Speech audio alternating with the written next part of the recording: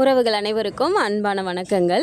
சிறகடிக்க ஆசையை பொறுத்த வரைக்கும் கிறிஷ் மூலமாவது முத்துவை இன்னைக்கு போலீஸில் மாட்டி விட்டு அவனை உள்ளே வச்சிடணும் ஆள் கடத்தல் கேஸில் அப்படின்னு சொல்லிட்டு அருண் பயங்கரமாக ஒரு பிளான் பண்ணுறாரு. பட் கடைசியில் அது வந்துட்டு ஒரு பல்பு தான் வாங்குற மாதிரியானதாக இருக்குது. அதை பார்க்க ஆர்வமாக இருக்க எல்லா ஃபேன்ஸுமே வந்துட்டு நம்மளோட சேனலை மறக்காமல் சப்ஸ்கிரைப் பண்ணிக்கோங்க. வீடியோக்கு சின்னதாக லைக்கை மட்டும் கொடுத்துருங்க. சரி, இப்போது கதைப்படி பார்த்தோன்னா கிறிஷ் வந்துட்டு அங்கேருந்து ஹாஸ்டல்லேருந்து ஓடி வந்து முத்துவோட காரில் ஏறி படுத்துடுறாரு. ஸோ பின்னாடி டிக்கியும் க்ளோஸ் ஆகிட்டதுனால அவரால் மூச்சு விட முடியாமல் அவர் அதிலேயே இருக்கார்.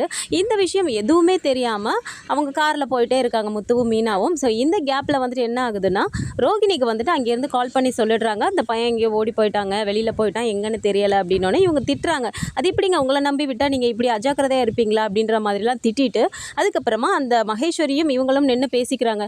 எங்கே போயிருப்பான்னு தெரியலையே, ஒருவேளை முத்து மீனாவை தேடி போயிருப்பானா அப்படின்னு கேட்குறாங்க.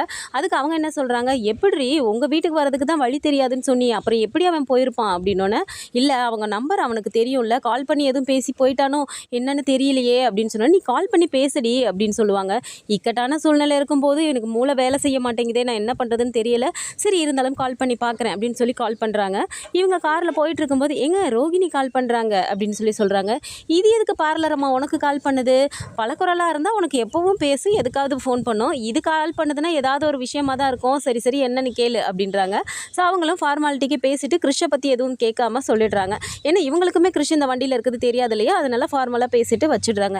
எதுக்கு பேசினாங்கன்னே தெரியலையே அப்படிங்கிற மாதிரி குழம்பிக்கிட்டே போயிட்டுருக்காங்க. ஸோ அந்த வேலை போகும்போது பார்த்து எல்லா காரையும் செக் பண்ணிட்டு இருக்காங்க. அப்போ அது வந்து அருண் என்ன பண்ணிடுறாருன்னா, செக் பண்ணாமல் கிளம்புங்க கிளம்புங்க அப்படின்னு சொல்லிடுறாரு. இல்லையே இவன் இப்படிப்பட்ட ஆள் இல்லையே, எதுலையாவது அவன் மாட்டி விட தானே என்ன பார்ப்பான், இவன் என்ன பண்ணுறான்னு புரியலையே அப்படின்னு சொல்லும்போது, இல்லைங்க சீதா ஏதாவது சொல்லியிருப்பா, அவர் தான் மாறுறான்னு நினச்சாலும் நீங்கள் மாற விட மாட்டீங்க போல இருக்குது அப்படின்னு சொல்லி சொல்கிறாங்க. இருந்தாலும் இவர் என்ன பண்ணுறாரு, வாண்டடாகவே போயிட்டு எப்போ சாமி நாளைக்கு வந்துட்டு இதை வச்சு அவன் பெருமை பேச வேணாம், எதுவாக இருந்தாலும் ஃபுல்லாக செக் பண்ணிக்கிட்டோம் அப்படின்னு சொல்லி பார்க்கும்போது டிக்கியை திறந்து பார்த்தா, சார் இதில் ஒரு டெட் பாடி இருக்குது சார் அப்படின்னு சொல்லி சொல்கிறாங்க. ஐயோ என்னப்பா சொல்கிறீங்க அப்படின்னு சொல்லிட்டு வேகமாக போய் பார்த்தா அதில் இருக்குது கிறிஷ்.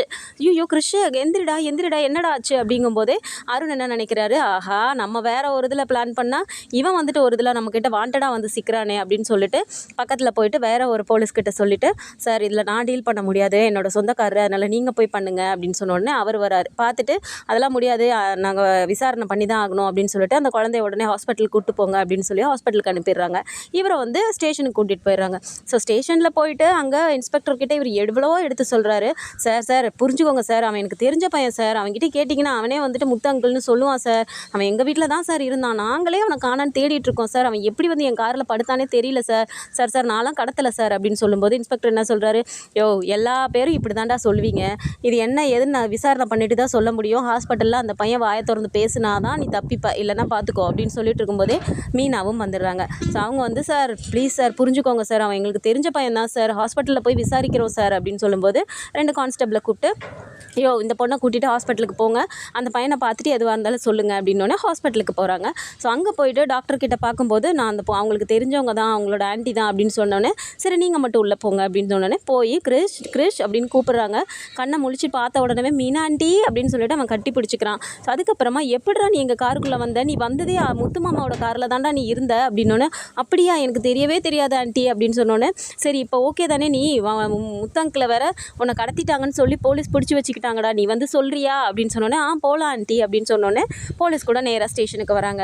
ஸோ ஸ்டேஷனுக்கு வந்ததுக்கப்புறமா கிறிஷை பார்த்துட்டு முத்து கத்துறாரு, டே கிறிஷே நல்லா இருக்கியா, பாடுறா என்னை பிடிச்சி வச்சுட்டாங்க, நீ சொல்லுடா, என்ன உனக்கு தெரியும் தானே, நீ சொல்லுடா அப்படின்னு சொல்லும்போது, யோ நீ அமைதியாரு, என்ன அந்த பாயிண்ட்டை சொல்லி கொடுக்குறியா, நான் எதுவாக இருந்தாலும் கேட்டுக்கிறேன் அப்படின்னு சொல்லிட்டு, தம்பி உண்மையை சொல்லுப்பா, தெரியுமா இவங்களை உனக்கு ஏற்கனவே அப்படின்னா, தெரியுமே, அவங்க முத்து அங்கிள், இவங்க மீனா ஆண்டி, இவங்க வீட்டில் தான் நான் இருந்தேன் அப்படின்னு சொல்லிடுறான். சார் சார் பாருங்கள் சார், நான் பொய்லாம் சொல்ல சார், குழந்தெல்லாம் பொய் சொல்லாதில்ல சார், இப்போயாவது புரிஞ்சுக்கோங்க சார் அப்படின்னு சொல்லிட்டு முத்து ரொம்ப வெள்ளந்தியாக சொல்கிறாரு. சரி ஓகே, அந்த குழந்தையே சொல்கிறதுனால உன்னை விடுறேன், இங்கே வந்து இந்த இதில் வந்து சைன் பண்ணிவிட்டு உங்கள் வீட்டு அட்ரஸ் எழுதி கொடுத்துட்டு போங்க அப்படின்னு சொன்னோன்னே அந்த ஃபார்மாலிட்டிஸ்லாம் முடிச்சுட்டு அவனையும் கூட்டிகிட்டு காரில் கிளம்புறாங்க. ஸோ காரில் வரும்போதே என்ன பண்ணுறாங்கன்னா, டே கிறிஷ் நீ எங்கே தாண்டா போன இவ்வளோ நாளாக, உங்கள் அம்மா கூப்பிட்டு போயிட்டாங்கன்னு சொன்னாங்க, உன்னை காண நாங்கள் எங்கெங்கெல்லாம் தேடணும் தெரியுமா அப்படின்னு சொன்ன உடனே, ஆமாம் அங்கிள் எங்கள் அம்மா தான் கூட்டிகிட்டு போனாங்க, ஆனால் கூட்டிகிட்டு போய் என்னை ஒரு ஹாஸ்டலில் இருக்க ஸ்கூலில் சேர்த்து விட்டாங்க அங்கிள் அப்படின்னு சொன்னோன்னே, அப்படியா அப்போ உன்னை வந்துட்டு அவங்க ஊருக்கு கூப்பிட்டு போலையாடா அப்படின்னோடனே, இல்லை அப்படின்னோடனே, சரி அப்போ பாட்டி எங்கடா அப்படின்னோடனே, பாட்டியை நான் இது வரைக்கும் பார்க்கவே இல்லை அங்கிள் அப்படின்னு சொல்கிறான். என்ன நடக்குதுன்னே புரியலையே அப்படிங்கிற மாதிரி 2 பேரும் யோசிக்கிறாங்க. சரிடா, நீ எப்படி என் காரில் வந்து ஏறுன அப்படின்னு சொல்லி கேட்ட உடனே, இல்லை அங்கிள், அந்த ஹாஸ்டலில் கொண்டு போய் சேர்த்துட்டாங்கல்ல, டெய்லியுமே மற்ற பிள்ளைங்களோட பேரண்ட்லாம் வந்து சாயந்தரம் பார்ப்பாங்க, ஏதாவது வாங்கி கொடுப்பாங்க. என்னை பார்க்க மட்டும் எங்கள் அம்மா வரவே மாட்டாங்களா, அதனால் மற்ற பசங்கள்லாம் உனக்கு அம்மாவே கிடையாது, நீ பொய் சொல்கிற, நீ லையர்னு டெய்லியும் என்னை சொல்லுவாங்களா, அதனால் எனக்கு இன்றைக்கி கோவம் வந்துருச்சு அங்கிள், அதனால் அந்த சொன்ன பையனை வந்துட்டு கையில் வச்சுருந்த பேனாவால் நான் குத்திட்டேன் அங்கிள் அப்படின்னு சொல்லி சொல்கிறான். அச்சுச்சோ, அப்படிலாம் செய்யக்கூடாதுல்ல அப்படின்னு சொன்னோன்னே, ஆமாம் அங்கிள், நான் பயந்துட்டேன், அதனால் என்னை கூப்பிட்டு பனிஷ் பண்ணாங்களா, அதனால தான் நான் பயந்துட்டு ஓடி வந்துட்டேன் அங்கிள், வெளியில் ஓடி வந்தேன், அப்போ உங்கள் கார் தான் நின்றுட்டு இருந்துச்சா, அது உங்கள் காருன்னே தெரியாது அங்கிள், நான் ஏறி சும்மா ஒளிஞ்சிக்கலான்னு இருந்தேன், பார்த்தா அது மூடிக்கிச்சு அங்கிள், எனக்கு மூச்சே விட முடியல, அதுக்கப்புறமா எனக்கு என்ன நடந்ததுன்னே தெரியல அங்கிள் அப்படின்னு சொல்லிட்டு கிறிஷ் சொல்லிடுறான். சரிடா, இப்போ உங்கள் அம்மா எங்கே தான் இருக்காங்க, நீ உங்கள் அம்மாவை எங்கே தான் பார்த்தேன், எப்படி உங்கள் அம்மா ஸ்கூலுக்கு வந்தாங்க அப்படின்னு சொல்லி கேட்கும்போது இவன் திருன்னு முழிக்கிறான். இப்போ நம்ம சொன்னோன்னா அம்மா மாட்டிக்குவாங்களே, சொல்லலாமா வேணாமா அப்படிங்கிற மாதிரி அவன் முழிக்கிறான். கிறிஷு, உன் கதையே என்னான்னு எனக்கு புரியவே மாட்டேங்குதேடா, உங்கள் அம்மா திடீர்னு மின்னல் மாதிரி வராங்க போகிறாங்க, எங்கே இருக்காங்கன்னே தெரிய மாட்டேங்குது, நீயும் ஒழுங்காக சொல்ல மாட்டேங்கிறாங்க, எங்கே தாண்டா இருக்காங்க உங்கள் அம்மா அப்படின்னோடனே அவன் திருன்னு முழிச்சிட்டே உட்காந்துருக்கான், எதுவும் பேச மாட்டேங்கிறான். எங்கள் விடுங்க, அவனே இப்போ தான் ஹாஸ்பிட்டல்லேருந்து வந்திருக்கான், ஏதோ பயத்தில் இருக்கான், அவனை போட்டு நோண்டி இது பண்ணாதீங்க, அவன் ஃபஸ்ட்டு ரெஸ்ட் எடுக்கட்டும், நம்ம வீட்டுக்கு கூப்பிட்டு போகலாம் அப்படின்னு சொல்லி சொல்கிறாங்க.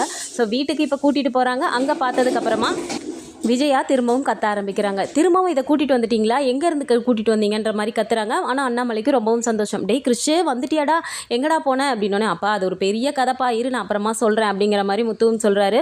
ஸோ இதை பற்றி நம்ம ஒரு அப்டேட்ஸ் தெரிஞ்சுக்கிறதுக்கு நம்மளோட சேனலையும் சப்ஸ்கிரைப் பண்ணிக்கோங்க. வீடியோ பிடிச்சிருக்கு அப்படின்னா சின்னதாக லைக்கை மட்டும் கொடுங்க. தேங்க்ஸ் ஃபார் வாட்சிங்.